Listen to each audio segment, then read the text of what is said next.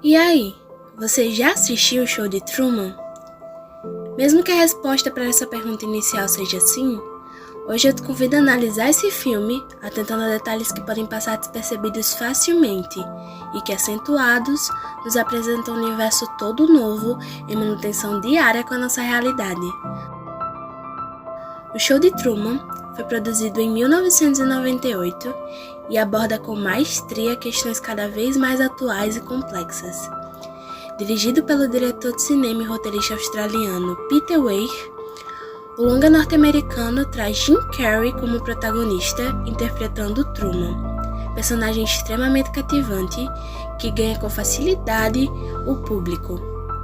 Truman Burbank, personagem principal, é um feliz agente de seguros com uma vida perfeita numa ilha chamada Sea Haven. Tem uma vida estável, uma esposa encantadora, um amigo leal e uma linda casa. Talvez essa perfeição nos cause algum tipo de inquietação, sabe aquele pensamento de que isso tá bom demais para ser verdade? Mas a gente vai avaliar isso posteriormente. Adentrando um pouco na teoria que vai nos conduzir nessa análise, falaremos pontualmente sobre a corrente funcionalista da comunicação de massa. Essa corrente surge nos anos 30 a 40 a partir de um sociólogo chamado Laswell, e tendo como objetivo estudar as funções exercidas pela comunicação de massa na sociedade. Pela primeira vez, dentro dos estudos em comunicação, o cidadão deixa de ser o objeto passivo e passa a fazer parte dessa análise. O modelo de Laswell propunha que a descrição mais adequada de um ato comunicacional pressupõe respostas às seguintes perguntas: quem, diz o que, através de que canal e com que efeito. A teoria funcionalista tinha como referência de sistema sociológico o estrutural funcionalismo, que entendia a sociedade como um conjunto de sistemas interligados, dando suporte às estruturas sociais. Sendo assim, o equilíbrio social dependia fundamentalmente das relações funcionais que os indivíduos e os subsistemas ativam no seu conjunto. A gente pode pensar nisso como um corpo, composto por partes, onde cada uma possui um papel e que juntas geram um todo, sendo ele funcional ou não. Para manter o esquema de valores, o subsistema das comunicações de massa desempenharia parcialmente a tarefa de realçar e reforçar os modelos de comportamento existentes no sistema social. E eu te convido a refletir um pouco. Se a teoria funcionalista propõe que analisemos um objeto de estudo, nos questionando sobre suas funções, é possível questionar a função social do programa Show de Truman? Como é que os espectadores entendiam o programa? Alguém, de fato, chegou a se questionar sobre a vida direta de Truman sem interferência da realidade imposta a ele? O funcionalismo concentra sua análise na mera existência da comunicação de massa na sociedade, ressaltando suas possíveis funções. No âmbito social, essas funções seriam alertar os cidadãos ante ameaças e perigos imprevistos. Esse ponto acontece diversas vezes no filme. De acordo com algumas tentativas de fuga de Truman, ele é comunicado a todo momento sobre as possíveis ameaças, com o intuito de que sugere medo e o mantenha, preso naquela realidade. Por exemplo, ao tentar viajar de avião, existem diversos avisos na sala da agência de viagens em que Truman vai, informando que coisas ruins podem acontecer com aqueles que viajam. Existem anúncios de seguro, de proteção, referentes a essas pessoas que se colocam em risco viajando. Outra função seria fornecer instrumentos para a realização de atividades cotidianas institucionalizadas na sociedade. Os meios de comunicação são muito presentes no filme, fornecem vez ou outra resposta para os acontecimentos improváveis que Truman se depara ao longo da narrativa. Vale ressaltar nesse ponto que Truman é uma pessoa que busca sempre estar informada, comprando revistas, jornais, numa banca ao longo do filme diversas vezes. Em relação ao indivíduo, são observadas outras funções, que seriam, primeiramente, a atribuição de posição social e de prestígio às pessoas e aos grupos que são objetos de atenção por parte do mass media, legitimação de pessoas, grupos e tendências sociais. Esse ponto acredito que seja o que eu mais vou falar e o que mais me chamou a atenção Porque por fora, o público do show de Truman atribui algum tipo de prestígio para aquele indivíduo que eles assistem diariamente nos últimos 30 anos. Ou que, no caso, seria o objeto por parte dos mass media.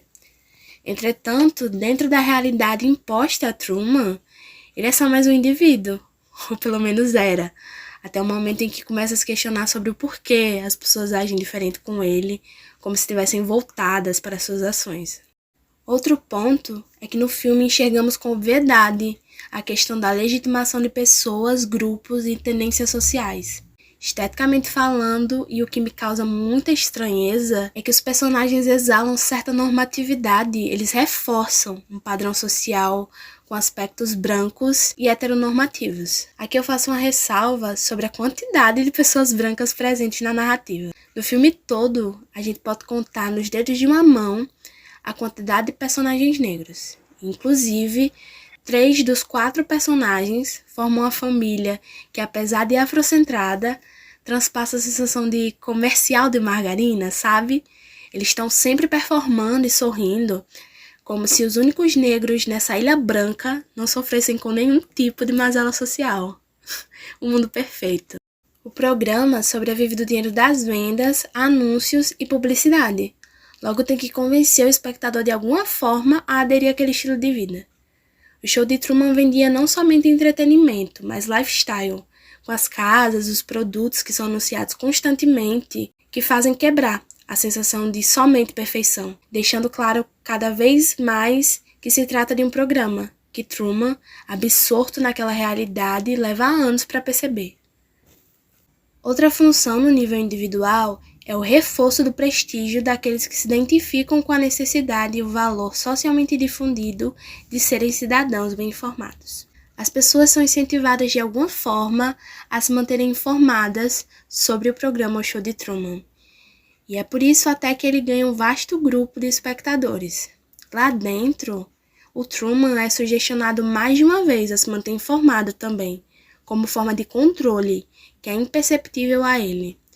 Existe uma cena bem no início do filme onde um amigo de trabalho diz que Truman precisa ver uma notícia de jornal.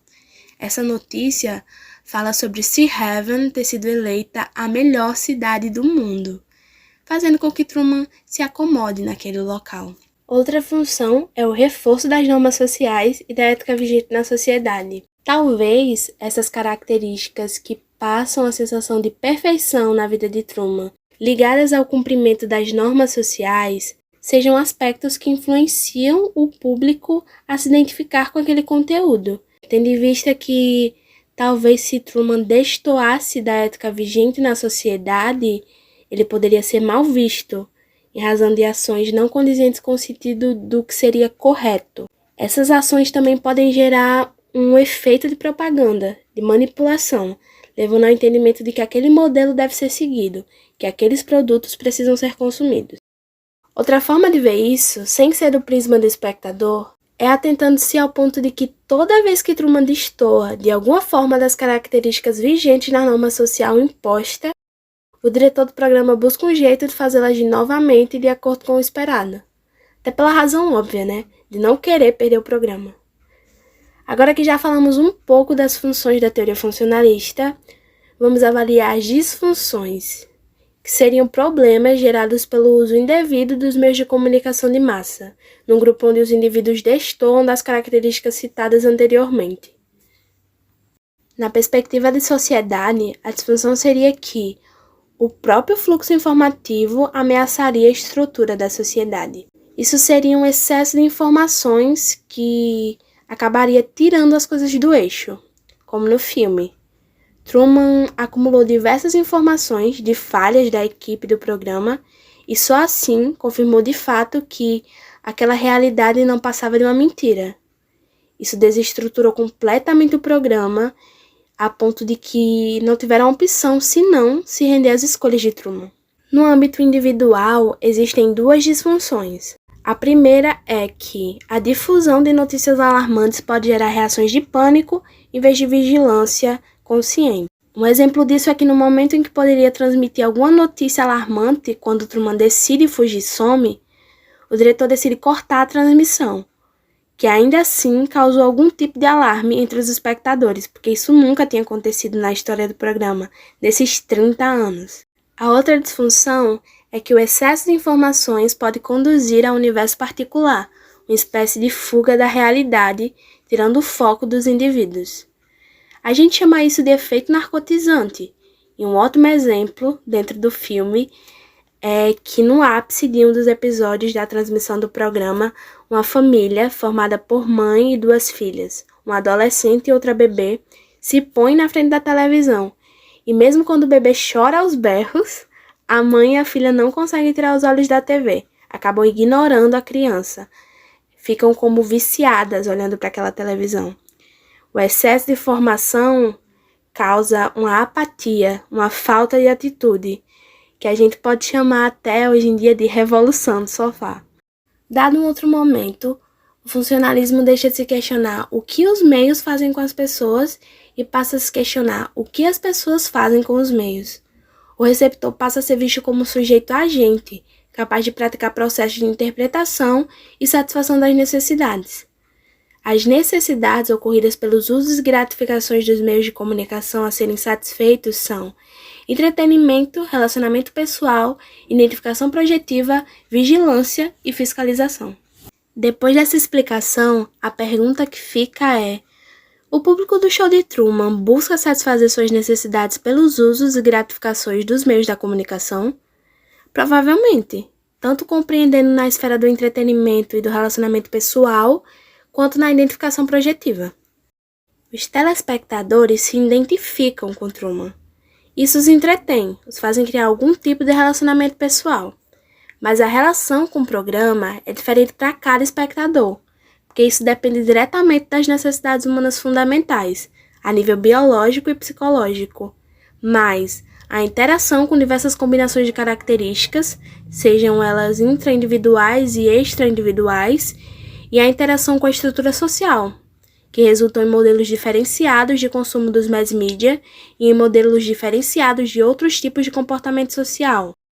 Fica tão visível no filme que parte desse grupo quer satisfazer as suas necessidades individuais que no final da transmissão, no último episódio, os telespectadores se veem apáticos, procurando algum programa novo para assistir ao final da transmissão de O Show de Truman.